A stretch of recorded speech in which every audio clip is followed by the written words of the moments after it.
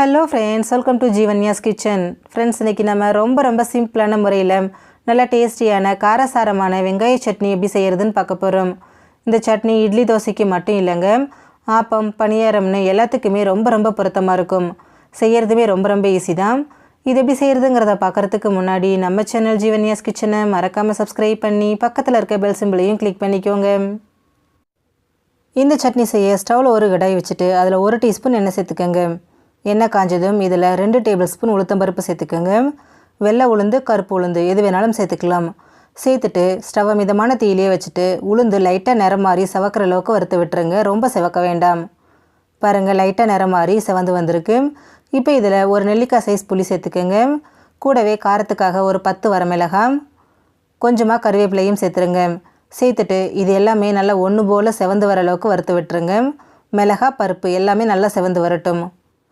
பாருங்கள், நம்ம சேர்த்த மிளகாய் பருப்பு எல்லாமே ஒன்று போல் வறுபட்டு நல்லா செவந்து வந்திருக்கு. இப்போ அந்த எண்ணெய் எல்லாத்தையும் வடிச்சிருங்க.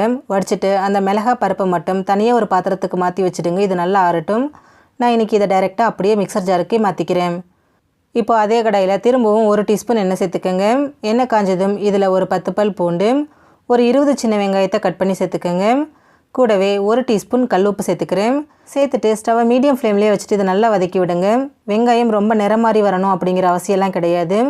நல்லா வேகணும். வெந்துட்டு கண்ணாடி பதம் வர அளவுக்கு வதக்கி விட்டால் போதும்.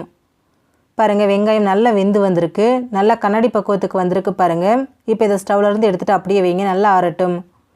நம்ம ஏற்கனவே வறுத்து வச்ச பருப்பு மிளகாய் எல்லாமே நல்லா ஆறி வந்திருக்கு. ஃபஸ்ட்டு இதை நல்லா அரைச்சி எடுத்துருங்க. தண்ணி எதுவும் சேர்க்கக்கூடாது. இந்த அளவுக்கு அரைச்சதுக்கப்புறமா இது கூட நம்ம வதக்கி வச்சுருக்கக்கூடிய வெங்காயம் பூண்டையும் சேர்த்துக்கோங்க. கூடவே தேவையான அளவு தண்ணி சேர்த்துட்டு இது நல்லா நைஸாவோ இல்லை கொரகொரப்பாவோ உங்களுக்கு பிடிச்ச மாதிரி அரைச்சி எடுத்துக்கோங்க. பாருங்கள், நான் இன்றைக்கி நல்லா நைஸாக திக்காக அரைச்சி எடுத்துருக்கிறேன். இதையும் நீங்கள் கொரகொரப்பாகவும் அரைச்சிக்கலாம். இப்போ இதை அப்படியே ஒரு பவுலுக்கு மாற்றிக்கோங்க. மாற்றிட்டு உங்களுக்கு சட்னி என்ன கன்சிஸ்டன்சி தேவையோ அதுக்கு தகுந்த மாதிரி தண்ணி சேர்த்துட்டு இது நல்லா இந்த மாதிரி மிக்ஸ் பண்ணி விட்டுருங்க. ரொம்ப தண்ணி மாதிரி இல்லாமல் கொஞ்சம் திக்காகவே கரைச்சிக்கோங்க. பாருங்கள், இந்த கன்சிஸ்டன்சி கரெக்டாக இருக்கும். இப்போ இதுக்கு ஒரு தாளிப்பு கொடுத்துடலாம். அதுக்கு தாளிப்பு கரண்டியில் 2 டீஸ்பூன் எண்ணெயை சூடு பண்ணி எடுத்துக்கோங்க. இதில் 1 டீஸ்பூன் கடுகு உளுந்து சேர்த்து வடிக்க விட்டுருங்க. கூடவே 2 வரமிளகாய், கொஞ்சமாக கருவேப்பிலையும் சேர்த்துருங்க. சேர்த்துட்டு இது எல்லாத்தையும் நல்லா பொரிய விட்டுருங்க. கடுகு கருவேப்பிலை நல்லா பொரிஞ்சதும் இதை அப்படியே சட்னியோடு சேர்த்துருங்க.